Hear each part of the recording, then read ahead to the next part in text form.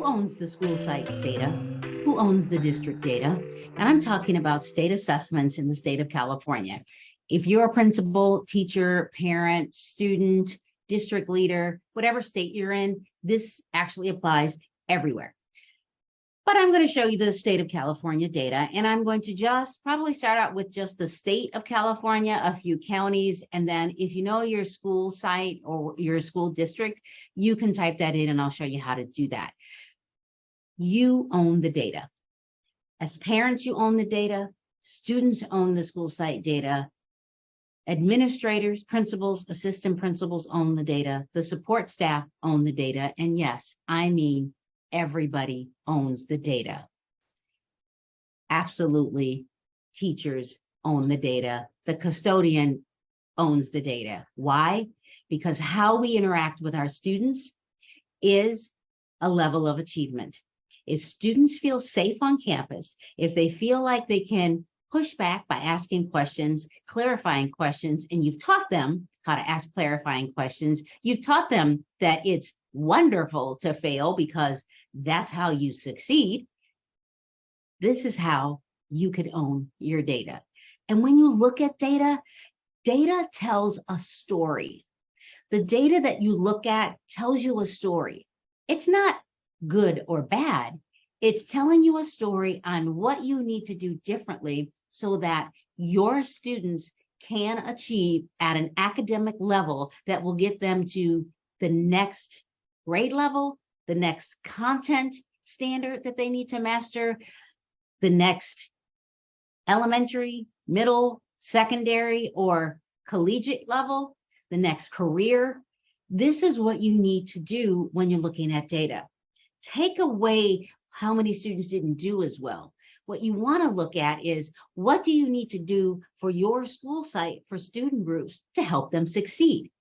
When we look at data and say, oh, that school district didn't do as well, that may not be why.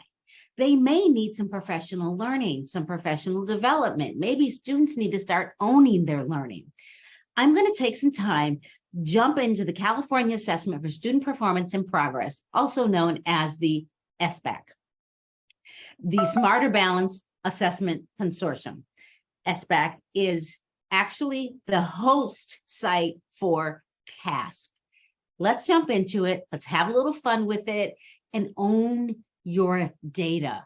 If you're a principal, you should be all over this because if you know your data, you know what's going on in the classroom, teachers know what's going on in the classroom, parents know what's going on in the classroom, and if each individual student knows where they are academically, they can set their own goals. So let's go there.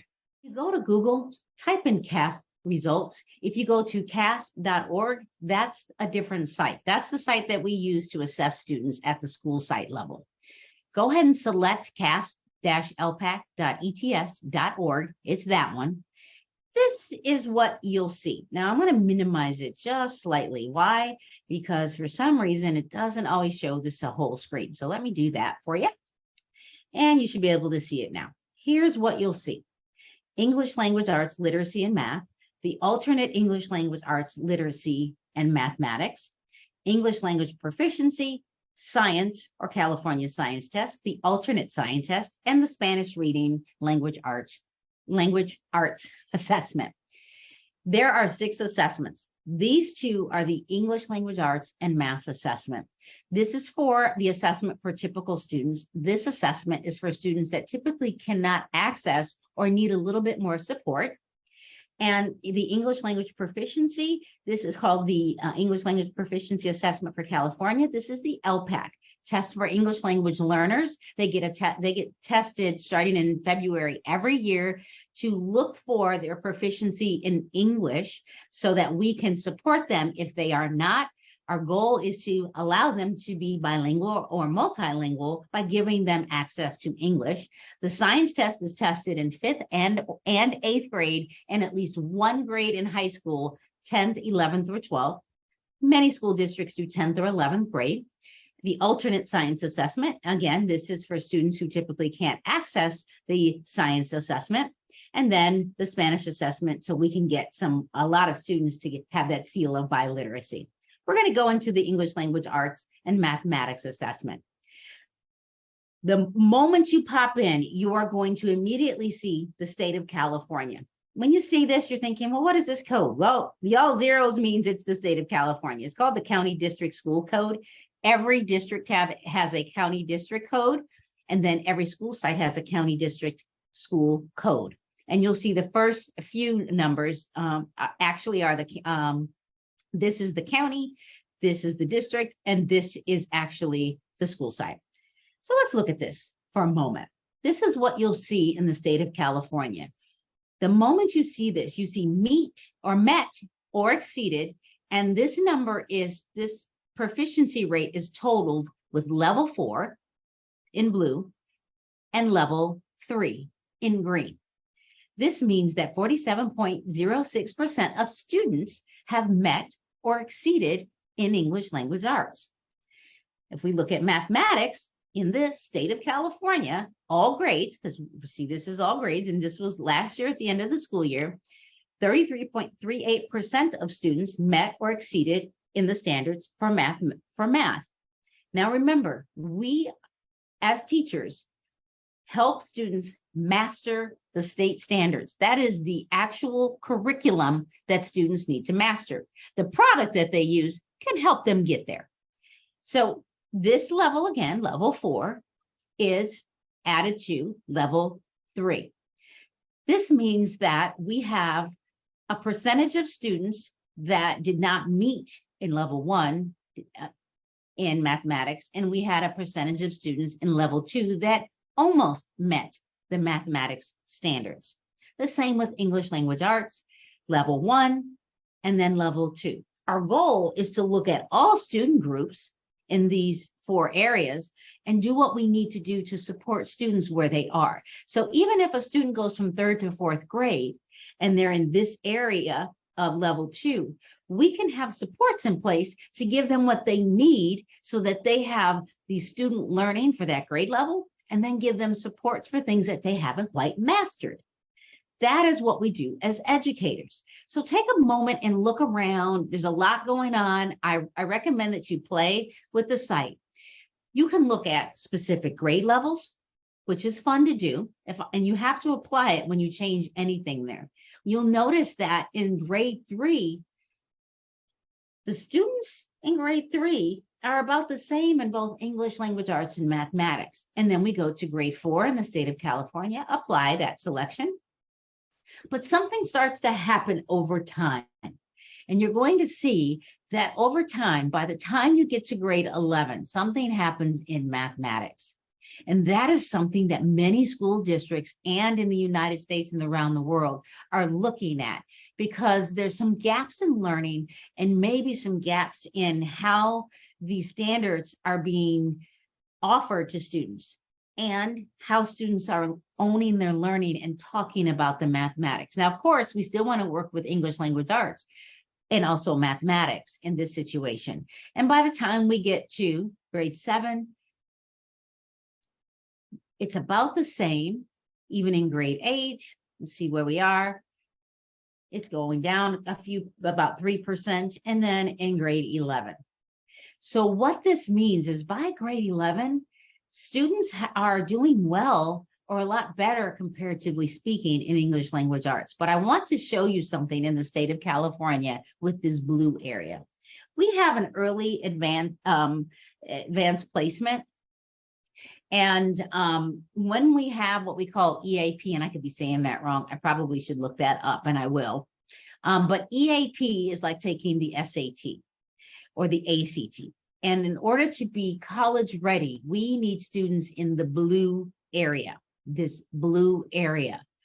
When students are in the blue area, they take college courses the moment they enter college. It doesn't mean they don't have an assessment. It means that they are taking college courses right away.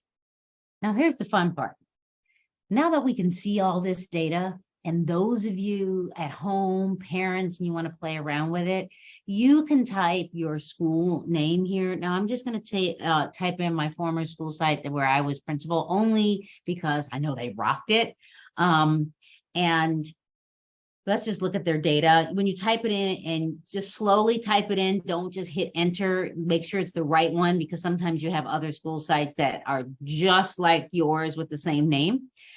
So this is their data, for example. So all you have to do is type that in. But if I were to type really fast and came up with a name that I know that was similar, and I just typed Martin Luther and entered, this is what happens. So just know that this is what happens, and then you have to select the county, and once you selected the county, then you have to select the school district, and maybe you just want the school district, and then you can, if you just want the school district, you can hit view selected results. But if you wanted a specific school, you can go to, I'm going to go to a middle school here and just view selected test results. So you'll get that information. So whatever you want to do, but make sure that you type it slowly and don't hit enter until you know you've chosen the right one. You can select it with your mouse.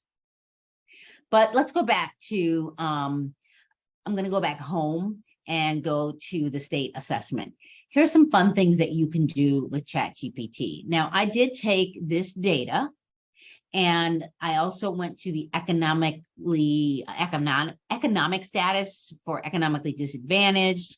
And you can also select not economically disadvantaged. And I put it in a Google sheet. And the reason why I did this is because we're going to have a little fun with this data. We're going to use ChatGPT to have it do something for us. And what I typically would do is I would select all this and I would hit Control C.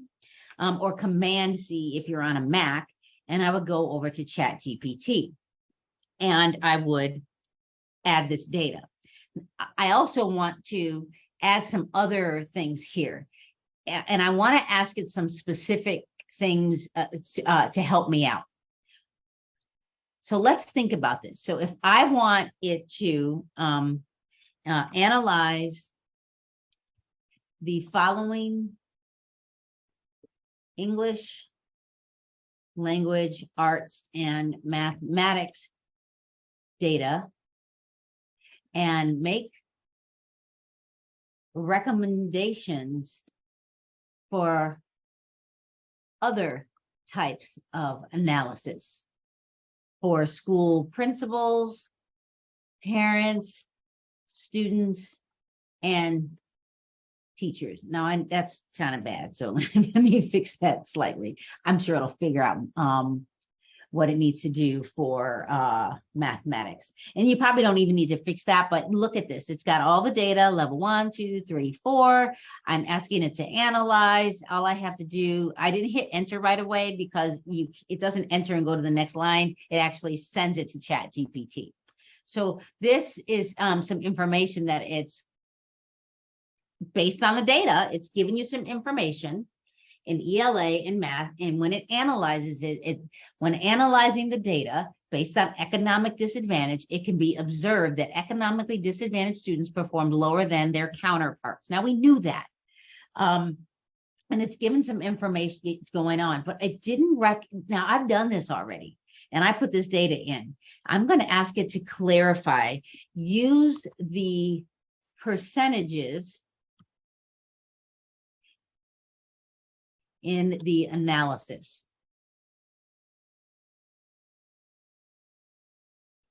And it's generating the data. This is what I needed it to do. Like, tell me this in writing. If you're a principal and you want to share this out with your site staff, I know you can type this. You're fully capable of seeing this. But you know this knowledge. You take the knowledge, throw it in a spreadsheet, ask ChatGPT to analyze it for you and talk about it.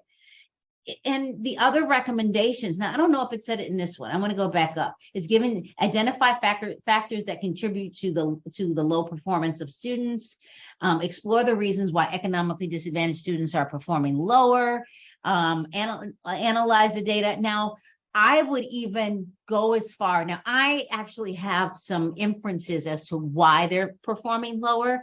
However, I can ask ChatGPT, find research articles that support the outcomes of this data? How can we close the gap between the two groups? Use this question